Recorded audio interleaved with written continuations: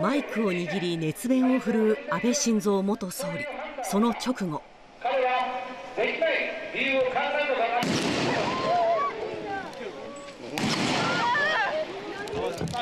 2発の銃声が轟きます。 안녕하십니까, 프로리플러입니다. 저는 이제 지난 12월에 한국에 돌아온 뒤로 아직까지는 계속해서 이곳에 머물고 있습니다. 물론 그 이유는 여러분들께서도 잘 알고 계신 대로 지금 벌어지고 있는 이 탄핵 정국 때문이겠죠. 사실 저는 이 채널을 시작하고 나서 약 4년 가까운 시간 동안 이 저를 특정할 수 있는 정보들에 대해서 여러분들께 최대한 숨겨왔었습니다. 그도 그럴 것이 세상은 너무나 좁고 특정 정보들의 경우에는 너무도 쉽게 저를 특정할 수 있게 하는 것들이었기 때문이기도 한데요. 하지만 이 오늘의 이야기를 풀어내기 위해서는 아주 조금은 저와 저의 가족들에 관한 이야기를 먼저 해드려야 되지 않나 싶습니다. 우선 저는 할아버지가 일본인이었습니다. 이전에도 언급한 적이 있었던 것 같은데요.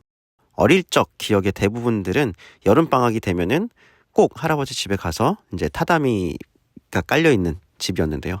이 타다미를 손톱으로 뜯으면서 스모를 본다거나 아니면은 일요일 아침이 되면은 이제 오차즈케 같은 걸 먹으면서 TV에 나오는 모터바이크 레이싱, 이 중계 같은 걸 보면서 지내는 그런 것들이 주로 남아있는 기억인 것 같습니다. 또 마침 저희 할아버지 집은 이 정중앙에 있는 안방을 중심으로 이 다다미가 깔린 복도를 따라서 쭉 늘어져 있는 여러 개의 방들이 있었기 때문에 이것들을 이용해서 민숙을 운영을 했었거든요. 그래서 어떤 때는 이제 방송국에서 자연환경 다큐멘터리를 찍으러 와가지고 몇 달씩 머물다 갔던 그런 기억이 있는 곳이었습니다. 가끔은 귀신도 나오고 가위도 자주 눌리고 그랬던 기억도 있는데요. 이와 관련된 귀신 얘기는 제가 나중에 기회가 되면 풀어드리도록 하겠습니다. 그럼 이번에는 또 저희 아버지의 이야기를 해드리겠습니다. 저희 아버지 역시 군 장교 출신이고요. 박정희 대통령 그리고 전두환 대통령 시대를 거치면서 급격하게 이른바 상류층에 빠르게 접근했습니다. 아버지 자신으로서도 하늘에 나는 새도 떨어뜨릴 수 있을 정도의 영향력을 가지고 계셨었고 또 그 주변인들 또한 모두 여러분께서 이름만 들으면 다 알고 있는 그런 사람들입니다. 그러다 보니까 제가 저의 신원을 특정할 수 있는 그런 정보들의 경우에는 더더욱더 꽁꽁 숨길 수밖에 없다라는 것이죠. 세상은 정말로 너무 좁으니까요. 이러한 연유들로 인해서 저는 계속해서 이른바 우파적인 성향을 가질 수밖에 없는 환경에서 자라났습니다. 그러면서도 또 한편으로는 할아버지의 나라이자 제 어린 시절의 대부분의 기억을 차지하고 있는 이 일본이라는 나라에 대해서 당연히 친근감을 가질 수밖에 없었죠. 하지만 어느 순간부터 이 한국에서는 반일 감정을 앞세운 교육 환경 속에서 학창 시절에 저는 친구들 사이에서는 이미 친일파가 되어 있었고요. 매국노도 되어 있었죠. 특히 이 전교조 선생들이 주동을 해가지고 저를 왕따시켰던 것을 저는 아주 명확하게 기억을 하고 있고요. 특히 국민학교 때는 그 정도가 좀 심했습니다. 그래서 그 해당 교사들의 이름은 지금 이미 30년이 지난 지금까지도 저는 잊지 않고 있습니다. 또 그리고 IMF를 거쳐서 이 김대중 정부 속에서 행해졌던 재벌 해체 속에서 저도 유학 생활을 정리를 했고 또 한국으로 돌아왔죠. 아버지의 경우에는 재기를 꿈꿨지만은 이 박근혜 정부가 들어서기 전까지 재기는 거의 불가능했었다라고 기억을 하고 있고요. 그나마 박근혜 정부가 시작됨과 함께 잠시 재기하시는가 했지만은 또다시 이 문재인 정부가 들어서고 7순이 넘은 아버지가 할 수 있는 것은 이제 거의 없지 않나 싶습니다. 이렇게 충성 우파였던 아버지와는 반대로 저는 정치에는 관심이 전혀 없었습니다. 하지만 제가 정치에 관심을 가지게 된 계기는 전 노무현 대통령의 탄핵 사태를 경험하면서부터였는데요. 정치적 기반이 없고 혜성같이 나타나서 경선에서 승리하고 대통령에 당선이 되지만 이른바 같은 편이라고 하는 추미애를 위시로 한 탄핵 사태의 발발을 지켜보면서 저는 민주당 권리 당원이 될 것을 결심했습니다. 내부의 적을 물리치는 방법은 내부에서 목소리를 내는 것이라고 생각했기 때문이었으니까요. 하지만 노무현 대통령은 탄핵이 인용되지 않으면서 결국 복직을 했습니다. 그러나 그때부터 이 민주당 내 세력의 눈치를 보기에 급급했던 것이지 않을까 싶은데요. 물론 그럴 수밖에 없었을 것이라고 생각이 됩니다. 이미 대통령직으로 복귀를 한 시점에 노무현은 민주당의 꼭두각시에 불과했고 또 이전 김대중 정부로부터 발의되었던 법안들이 하나둘 통과가 되면서 그 오해는 현재 모두 노무현 전 대통령의 업적이 되어서 결국은 부엉이 바위에서 뛰어내린 비겁자로 기억되고 있으니까요 말이죠. 하지만 노무현 대통령도 한미 FTA 체결과 같이 오로지 자신의 권한만으로 실행할 수 있는 일들은 계속 했다라고 저는 판단을 하고 있습니다. 하지만 그래봐야 결국 껍데기에 불과하다라는 것입니다. 그렇게 노무현 대통령의 석연찮은 죽음과 함께 저는 권리당원으로서 계속해서 민주당을 향해 반대표를 던져왔습니다. 이명박 정부를 지나서 제18대 대통령 선거에서 독재자의 딸이 다시 대통령 후보가 되는 모습을 보고 또 그리고 그러한 박근혜 대통령을 보면서 눈물을 흘리는 노년층들을 보면서 솔직히 저로서는 이해를 할 수가 없었는데요. 그렇지만 얼마 지나지 않아서 또 세월호 사건이 일어났고 민주당은 박근혜 대통령의 탄핵을 이루어냈습니다. 그리고 그 수장인 문재인은 세월호 희생자들에게 미안하다 그리고 고맙다 라는 방명록을 남겼죠. 그리고 이때 저는 민주당 권리당원을 그만두기로 결심을 했습니다. 그리고 지난 대선이었죠. 당시에 제가 업로드하던 영상 속에서 네이버 기사를 캡처한 것을 보고서 어떤 분들이 댓글에 윤뚱땡이 홍보를 한다고 구독 취소를 하겠다라고 그렇게 말씀하셨던 것을 저는 기억을 하고 있는데요. 맞습니다. 저는 윤석열에게 투표를 했습니다. 왜냐면은 윤석열 또한 당만 다를 뿐이지 고 노무현 대통령과 너무도 똑같은 길을 가고 있던 것이 제 눈에 보였기 때문이었습니다. 정치적 기반이 전혀 없는 상태로 경선을 통해서 대통령 후보가 되고 오직 국민만 바라보고 가겠다라고 말했던 윤석열의 눈에서 저는 노무현처럼 되지 않기를 바라는 그런 마음이 있었기 때문에 투표를 하게 되었고요. 그러나 지금 또다시 고 노무현 대통령과 똑같은 상황이 벌어지고 있지 않나 싶습니다. 이전 문재인 정부에서 발의되었던 법안들이 통과되면서 윤석열 정부가 대한민국을 망치고 있다라는 이런 오명을 뒤집어 쓰고 있고 또 같은 편이라고 믿고 있었던 한동훈에 의해서 질서 있는 퇴진을 요구당하는 것을 보면서 노무현의 탄핵과 너무도 닮아 있음을 부정할 수가 없었던 것이죠. 그러나 이 모든 플롯은 결국 오랜 시간 동안 철저하게 준비했던 중국 공산당 즉 CCP에 의해서 이루어진 것이라는 사실이 이제 하나둘 수면 위로 올라오고 있습니다. 자, 제가 예전에도 가산 디지털 단지에서 스타트업 회사에서 팀장으로 있었을 때 이를 언급했던 영상이 있었는데요. 거기서도 중국인들이 미등록 거래소를 운영하면서 한국인들을 통해 투자자들을 유치하고 먹튀를 했었다라는 사실을 언급했을 때 중국인들에게 사과를 하라는 그런 말도 안 되는 댓글이 달려 있었습니다. 또 지난 하우스텐보스 영상을 통해서도 중국 자본에 매각된 후에 하우스텐보스가 퇴보하고 있다라는 사실을 전달한 것에 대해서 또다시 중국 욕하지 말라라는 이런 댓글이 달리는 것을 볼 수가 있었습니다. 중국은 자국 내에서 유튜브 접속을 차단하고 있죠. 그럼에도 불구하고 제가 한글로 만든 한글 영상에 한글로 댓글을 다는 중국인들이 있습니다. 결국 한국에 거주 중인 중국인들이겠죠. 다 좋습니다. 중국인이 중국을 사랑하는 것은 그건 애국입니다. 한국인이 한국을 사랑하고 일본인이 일본을 사랑하는 것과 다를 게 없을 겁니다. 하지만 말이죠. 지금부터 제가 정말 하고 싶은 말을 전해드리도록 하겠습니다.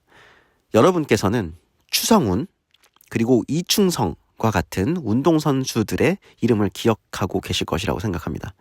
이들은 모두 일본에서 태어나서 한국인의 여권을 가지고 한국인으로 살아왔었습니다. 하지만 모국인 한국에 왔을 때에는 반대로 실망을 하게 되고 각각 아키야마 요시히로 그리고 리 타다나리라는 이름의 일본인으로 기화를 한 이른바 모토 자이니치들입니다. 심지어 지난해 제가 후쿠오카에 갔을 때 렌터카 회사에서 만났던 직원의 경우에는 일본어 능력이 현진에 가까운 제가 한국 여권을 제시를 하니까 자신이 자이니치라는 사실을 저에게 먼저 말을 해왔습니다. 그분 또한 제가 자이니치인 줄 알았다고 하더라고요. 이렇게 다수의 자이니치들은 현재 일본에서 태어나고 자라왔음에도 불구하고 자신을 한국인이라고 생각하고 대한민국을 모국이라는 자부심을 가지고 살아가고 있습니다. 그런 의미에서 다음번 영상에서는 백부에 있는 자이니치 가족이 운영하는 이자카의 영상을 업로드하도록 하고요. 다시 돌아와서 러시아나 중앙아시아의 까레이스키들 또한 마찬가지일 겁니다. 강제로 이주를 당하고 국적 또한 바뀌었을 지언정 자신들의 뿌리는 바로 여기 대한민국에 있음을 자랑스럽게 여기고 한국으로 돌아오고 싶어 합니다. 그리고 그것을 노무현 대통령이 도와주기도 했었죠. 그런데 말입니다. 이 중국 국적의 한글을 쓰는 이들은 어떻습니까? 적어도 제가 경험했던, 제가 만났던 이들 중에 이들이 스스로 자신을 한국인이라고 여기고 한국인임을 자랑스럽게 여기는 이는 단 한 명도 없었습니다. 모두 자신을 중국인이라고 여기고 한국인들이 자신들이 동포인데도 차별을 한다라고 말했습니다. 그리고 그들은 한결같이 돈을 벌면 중국으로 돌아갈 것이다 라는 이런 말도 하기도 했었죠. 물론 이것은 어디까지나 제가 오래전에 관리자로서 일하던 회사에 취업을 했었던 블루칼라의 외국인 노동자들에 국한되는 이야기입니다만은 사실 제가 이들을 만나기 전까지는 저 또한 이들이 자이니치와 같은 자세를 가지고 있지 않을까라는 생각을 했었습니다. 하지만 이들은 대한민국을 자랑스러워하는 자이니치와는 정반대였죠. 그리고 이른바 대국계의 인민인 중국인으로서 한글을 쓰고 읽고 말할 줄 아는 그저 중국의 소수민족에 불과하다라는 것을 알 수가 있었습니다. 그리고 이것은 지금도 제 영상에 달리는 댓글들을 보면서 다시 한 번 더 확인을 하실 수가 있습니다. 또한 이들은 사회 곳곳에 파고들어서 한국으로 귀화를 했지만 여전히 자신이 중국인임을 자랑스럽게 여기고 있습니다. 이들은 단지 한국에서만 이런 행동을 하는 것이 아니라는 것을 다음의 영상을 보시면서 여러분께서 직접 확인하실 수가 있는데요. ね、日本人はい。でいらっしゃるの、私中国人なんです。日本人というか日本国籍です。日本国籍、はいあ、日本国籍だけど日本人じゃないの、質問、何人ですか？中国人です。中国系日本人だから、中国朝鮮族でも別に朝鮮人ではないわけですね。中国の少数民族の朝鮮族です。の中国人の日本国朝鮮籍、族そうです。はい。これ全部言うたらどうなんねん。朝鮮半島系中国人の日本国籍。だけど張さんは日本国籍を取ってても日本人ではないっていうことだね。中国語の方、まずはやっぱり仕事上便利っていうことがありましたね。なので日本国籍じゃないと中国のパスポートだといろんな国に行くのが不便、ビザをいちいち取らなければダメなので非常に時間がかかるし、自分の体力的にももう本当耐えられない、何度も行くとなると非常に辛かったんですね。で日本のパスポートだとノービザでいろんな国に行ける、これが一番のメリットですね。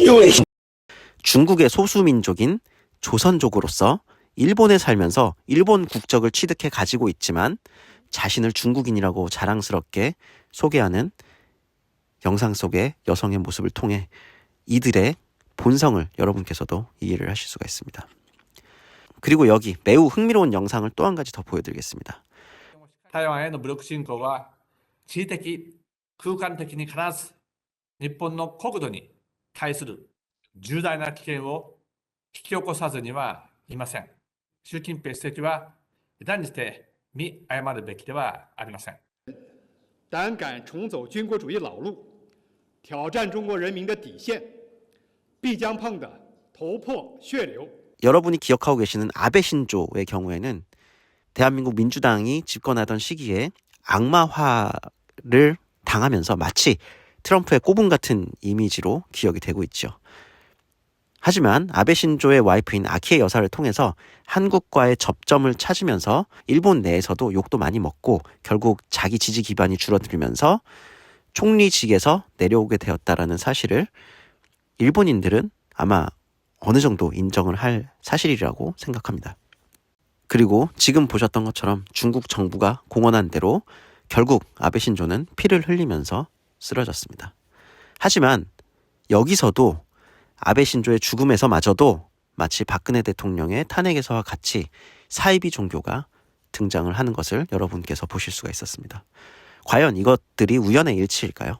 노무현 대통령의 석연치 않은 죽음, 그리고 중국 공산당의 예언과 같은 결말을 맞이한 아베 신조의 죽음, 그리고 또다시 여기저기서 불거지고 있는 윤석열 대통령에 대한 암살 시도설까지. 지금 우리가 탄핵 찬반을 두고 둘로 갈라져서 싸우고 있는 동안 이득을 보고 있는 것은 누구일까요? 참 가슴이 먹먹해지는 이런 날들이 계속되고 있는 것 같습니다. 지금 우리가 싸워야 되는 것은 과연 누구일까요?